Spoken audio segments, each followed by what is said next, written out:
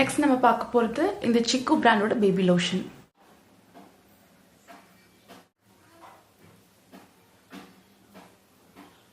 So இதோட பிஹெச்சும் பார்த்தீங்கன்னா 5க்கும் 6க்கும் நடுவில் 5.5 தான் இருக்கு. நம்ம வேர்ஸ்ட் கேட்டகரியில செகண்ட் பார்க்க போறது இந்த சிக்கு பிராண்ட் தான்.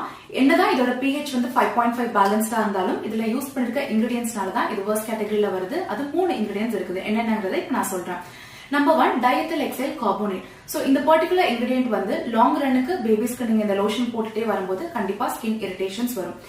Number 2 ethyl exile stearate. So இந்த பர்டிகுலர் இன்கிரிடியன்ட் இருக்க ஒரு கிரீமை பிரெக்னன்ட் லேடிஸ் யூஸ் பண்ணிட்டு வந்தாலே கைனகாலஜிஸ்ட் வந்து அதை அவாய்ட் பண்ண சொல்லுவாங்க.